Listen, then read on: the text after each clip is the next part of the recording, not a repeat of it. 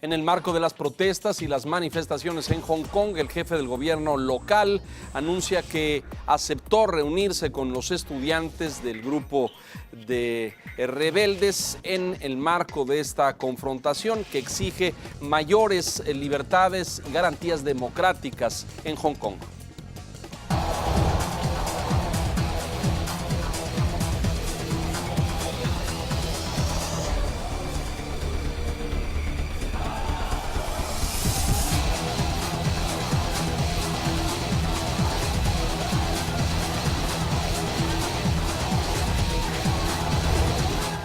Señoras y señores, bienvenidos, muy buenas noches. Gracias por acompañarnos en Aldea Global. Las protestas y manifestaciones cumplen ya una semana en Hong Kong en exigencia de libertades y respeto electoral. El gobierno chino respondió los primeros días con gases lacrimógenos y cárcel preventiva para algunos de los líderes y después asumió una postura más pasiva. Esta jornada de movilización y protesta se ha convertido en la demanda frontal y desafiante más numerosa y consistente desde que la ex colonia británica regresó a manos chinas en 1997. ¿Qué exigen los jóvenes manifestantes? ¿Qué riesgos para el gobierno central de Pekín? ¿Cómo ha afectado ese vital enclave bursátil, financiero y económico en el sudeste asiático?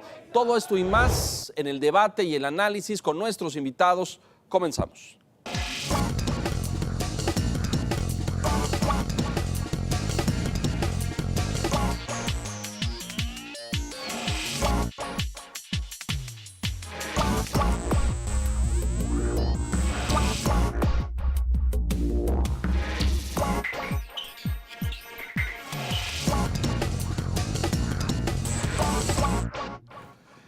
Una vez más, buenas noches, muchas gracias por acompañarnos para analizar lo que sucede en esta, tal vez pues la más liberal, abierta y para algunos cuasi democrática provincia china que es Hong Kong. Le doy la bienvenida esta noche a nuestros analistas, el doctor Enrique Dussel-Peters. ¿Es Peters o Peters? Peters. Peters, porque es alemán, es de origen alemán. Él tiene un doctorado en economía por la Universidad de Notre Dame en Estados Unidos y hoy coordina el Centro de Estudios China-México en la UNAM, en la Universidad Nacional Autónoma de México. Bienvenido. Gracias, Enrique, por estar aquí. Placer. Y le doy la bienvenida también a Ricardo Román Chang. Él es analista en México-China, integrante de la Real Academia para América Latina y el Caribe sobre China, además de liazón legislativo, consultor y muchas más actividades. Bienvenido. Muchas gracias por estar con nosotros. Para ofrecerle al auditorio un panorama, porque luego China está muy lejos y nos cuesta mucho trabajo entenderla, ¿no es cierto? ¿Cuál es el origen de esto y por qué de repente surgen estas multitudinarias protestas en las calles de decenas de miles de jóvenes? Es un movimiento político, es una lucha por un espacio más abierto, más democrático. ¿Qué es lo que está pasando? Muchas gracias por invitarnos a tu programa. Es el comportamiento y el estallido social, la necesidad de que la globalización ha ido impulsando a que la gente se mueva.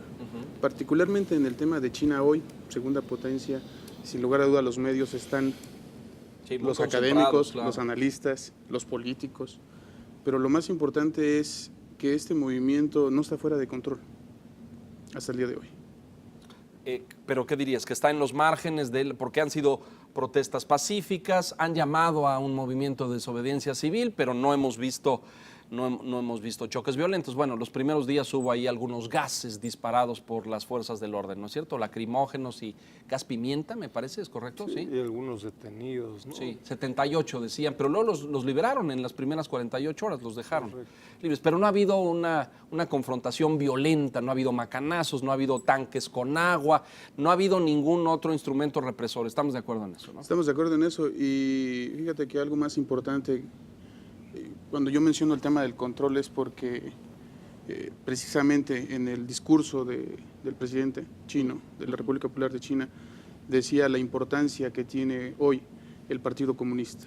Y creo que sin lugar a duda el Partido Comunista va a seguir siendo el eje para poder socializar a la gente, para poder generar políticas públicas. Y lo más importante es que se acaba de aprobar también el día de ayer y se acaba de convocar a la Asamblea del Partido Comunista, que va a ser del 20 al 23 de octubre. Incluso en Hong Kong, dirías tú, el Partido Comunista en Hong Kong es ese elemento de cohesión social, ¿piensas? Es que con el tema de la cohesión de Hong Kong hay dos sistemas, un gobierno. Un país, dos sistemas, exacto, ¿no? Entonces, en esa confusión, a veces la gente se confunde un poco, pero literalmente no, las cosas están en orden. Enrique, ¿qué opinas de esto? Mira, yo creo que vale la pena recordar qué es lo que desató el movimiento social y político actual. Hace años se había prometido la posibilidad de una elección directa para elegir en el 2017 al jefe de gobierno de Hong Kong. Y hace un par de días, 2 semanas, el gobierno central y concretamente el jefe de gobierno actual de Hong Kong indicó que esto no iba a ser tal y como se había prometido hace un par de años, sino que iba a haber unas listas de políticos, uno diría desde México, palomeados por el gobierno central y por el Partido Comunista Chino, y esos iban a poder ser elegidos en forma directa. Como una preselección de candidatos, digamos. Correcto, exacto, ¿no?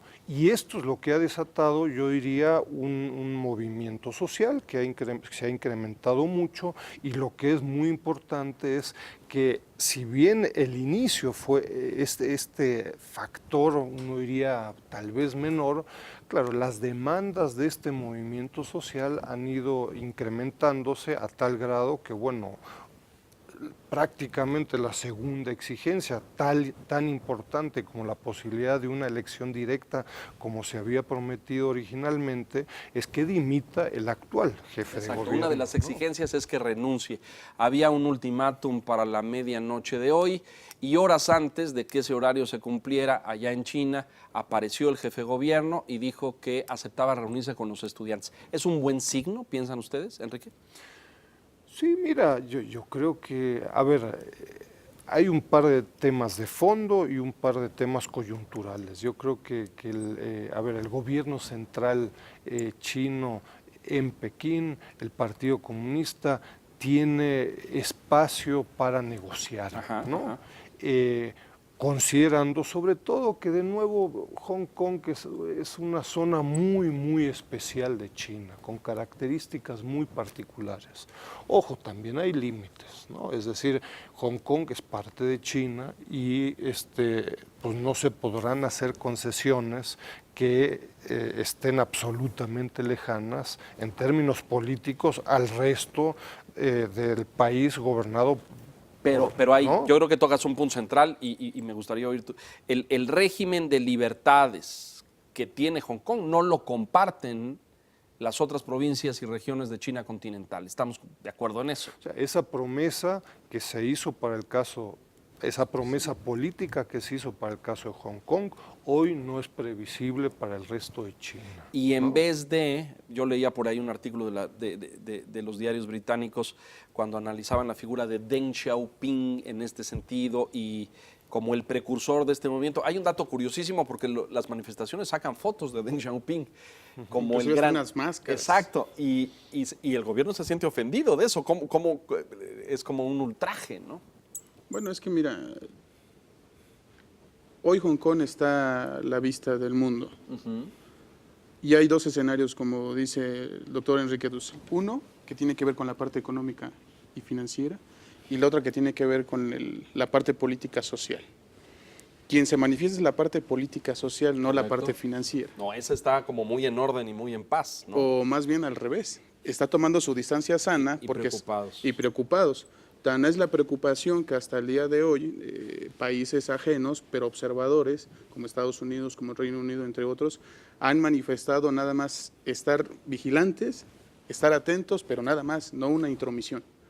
Y este movimiento que se está generando en Hong Kong el día de hoy no va a llegar a más, no va a haber una consecuencia en el resto de la China. Hong Kong tiene aproximadamente 7 millones de habitantes. Correcto. Y esto también, sí, es voz, también es sociedad, pero lo más importante es que hay control, porque sí lo hay.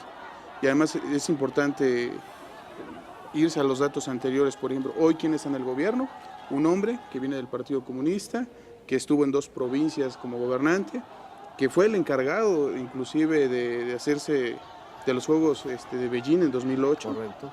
Y otro dato que es muy interesante, que él llega a Shanghái con el tema de transparencia, que también es lo que hoy el partido está manifestando en relación al tema de Para Hong Kong. luchar en contra de la corrupción, es correcto. Por supuesto. Pero a ver, dígame una cosa, este movimiento lo detona, y lo decías muy bien, el tema electoral y el tema del consejo que pretende seleccionar a los candidatos. ¿Hay más demandas sobre la mesa? ¿Los ciudadanos de Hong Kong quieren más cosas? ¿Quieren participación política? ¿Quieren la autonomía para formar partidos? ¿Quieren otras cosas que estén en las demandas ahí debajo de la mesa? ¿O solamente están hoy concentrados en el tema de la selección de candidatos? Mira, de nuevo, Occupy Hong Kong, Occupy Central, etcétera, es un movimiento bastante heterogéneo que está en plena ebullición. Si uno ve las noticias, televisión, uno encuentra cantidad de otras demandas de grupos y seguramente se irán formando muchas otras, ¿no? Esa es parte, yo diría, del reto y de la amenaza de este movimiento al Partido Comunista y el gobierno central. Desde la perspectiva del gobierno central hay posibilidades de negociación, incluso me parece a mí que el propio jefe de gobierno, si no cumple con sus funciones, sería una posibilidad de que dimitiera. ¿Que fuera retirado? Pero hay límites, ¿no? Porque, claro, Hong Kong desde una perspectiva económica y también en algunos casos política, ha sido un líder como una zona económica especial, centro financiero con libertades económicas, en donde la expectativa sería lo que Hong Kong hace hoy en 5, 50 o 150 años, sí, alguna forma lo hará el resto de China, ¿no? Entonces, esa es una negociación realmente muy complicada. Este punto que mencionas, Enrique, me parece fundamental. ¿Hay algún temor o alguna preocupación de que pudiera haber un contagio hacia la China continental, hacia otras regiones y provincias? ¿Qué opinión tienen ustedes? No, ese contagio... ¿No ves posibilidades? Yo no veo posibilidades en esa razón. Y me viene a la mente una anécdota muy personal. El abuelo, mi padre siempre nos ponían películas de China. Ajá. Y casi siempre la referencia era Hong Kong. Inclusive hasta había películas de artes marciales. Ajá. Y siempre la referencia era Hong Kong. ¿A qué voy con esto? Hoy la gente está viendo un Hong Kong distinto al que siempre o al que hemos estado nosotros diseñados a ver, que fue siempre a través de películas, sí, o a través de programas o situaciones de artes marciales. ¿Qué conocemos de China en México? Poco. Sí. Comida china, o los buffets, sí, me atrevería a decir hasta la piratería china que a veces se menciona tanto. Forma parte, sí. Entonces, nosotros el día de hoy en México o desde México, tener una idea, una perspectiva sobre el tema de Hong Kong es favorable, porque los medios de comunicación, y qué bueno que tienes esta mesa en un tema y en un tiempo tan oportuno, porque la gente necesita saber realmente qué es lo que está pasando en Hong Kong. Sí, y entender, ese es justamente el propósito. Vamos a hacer una pausa, si me permiten, y dejamos sobre la mesa tú insistes, Enrique, en la posibilidad de un margen de maniobra y de negociación. El gobierno central de Pekín no se ha caracterizado por flexible, ¿no es cierto? O no se ha caracterizado por una disponibilidad a escuchar voces distintas. Creo, y ese es el análisis que haremos de regreso, que aquí no hay mucho margen en ese sentido. Es decir, la manifestación está clara, hay una expresión social, política. Vamos a ver en qué se traduce. Hacemos una pausa, si nos permite usted. Es Aldea Global, analizando el caso de Hong Kong y de China en esta semana convulsionada en aquella región del mundo. Volvemos.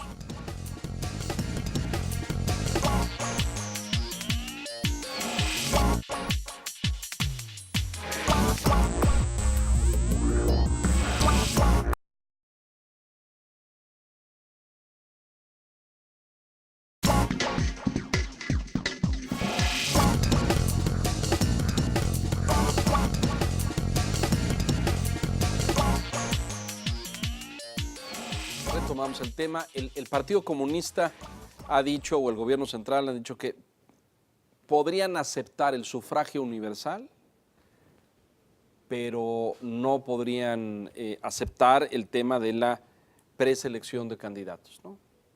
En las manifestaciones, en el marco de las manifestaciones, ¿no? Es decir, como que el margen de maniobra podría ser, bueno, que voten que haya voto directo y universal, pero nosotros hacemos la selección de los candidatos, con lo cual siguen teniendo un control. El resto de China, esto que contábamos en el corte, ¿se está enterando de lo que pasa en Hong Kong? ¿Tú qué dices, Enrique? Mira, la prensa, yo te recuerdo, el sector público en China, nosotros ahí en el Centro de Estudios China-México, la UNAM, lo hemos analizado con mucho detalle en términos del sector financiero, la economía, el comercio, la inversión, y es un tema que en América Latina desconocemos, es absolutamente omnipresente, bajo propiedad directa o bajo control e incentivos, ¿no? Y eso, repito, no lo conocemos, ¿no? Digo, que Baik, la ciudad de Pekín, es el principal productor de autos, produce más autos que todo México, ¿no? Entonces, mientras no conozcamos esto pues sigamos con ideas de que México compite con China y no entendemos, es una fantasía, un realismo mágico, ¿no? Pero entonces, también en los medios el sector público tiene una presencia muy significativa y si uno ve los medios vía internet, vía la televisión, uno se encuentra con una información muy puntual y muy sesgada. El día de hoy la principal información es del jefe de gobierno Leung, donde exige que los manifestantes no tomen los edificios públicos. Así es. Punto. Que era el ultimátum. Es una información muy una escueta, inserción, ¿no? exacto. Y uno no encuentra información del propio movimiento, sus propuestas, demandas, discusiones, etcétera. Ojo, esa no es como comentábamos justo, no es el único medio de información en China. Hay muchos otros. Hay muchos ¿Tú difieres con esto, Ricardo? Más que diferir es complementar. Hoy en México, a través de la red, tenemos CCTV en español. Noticias en vivo desde Shanghái, desde Beijing. La televisión central de China la podemos ver vía internet desde este lado del mundo. Ese es el... Y también recordar que la gran fábrica de noticias informativa, no generadora, Xinhua. La agencia. La agencia. Entonces, Xinhua hoy tiene una presencia en el mundo enorme y sigue siendo el mismo canal. Entonces, de igual forma, si tú vas a una municipalidad, a una aldea. Pero es muy en oficialista, ¿no es cierto? Eso es información oficial. Pues difunde lo que el Pero gobierno... es información. Bueno, sí, pero si el punto es, antes no sabíamos nada de China y hoy sabemos un poquitito, es gracias a los canales oficiales, de acuerdo. Pero esto que está pasando en las calles de Hong Kong es totalmente extraoficial, antioficial, cuestiona al gobierno de Hong Kong, cuestiona al gobernante. Le puso un ultimátum, acaba de salir a decir hace unas horas que acepta reunirse con ellos, lo cual pareciera ser un signo de diálogo. Pero viene ahorita un paso más importante también. Hay que recordar, como te mencionaba al principio, del 20 al 23 de octubre se reúne la plenaria del Partido Comunista y viene una etapa muy importante, que son los planes de reforma. Y precisamente dentro de los planes de reforma vienen una inserción de temas, una conjugación de temas que van a ayudar ahora a fortalecer el nuevo plan quinquenal que se va a venir asomando poco a poco. Y lo más importante, en los planes de reforma viene la conjugación de mayor participación ciudadana, empresarial. Híjole. Y el papel más importante todavía. Te quiero creer, pero... soy un poco no son más cuentos chinos, ¿eh? Dime una... pero mira, pero sobre esta discusión, de nuevo, es muy importante comprender, en los últimos años ha habido propuestas quinquenales del nuevo presidente, este sueño chino del presidente, etcétera. Ojo, todo eso es bajo la égida, el control del sector público y bajo la égida de un partido político que es el comunista. Esa es la propuesta. Bajo este desarrollo y estas instituciones es que se ha dado el crecimiento y chino en los últimos 35 años. Entonces, claro, cuestionar estos 35 años y el futuro, es más, uno puede plantearse una China inestable, etc. Eso yo creo que no le conviene ni a Pekín, ni a Washington, ni a Frankfurt, Londres, ni a al México. Distrito Federal, ¿no?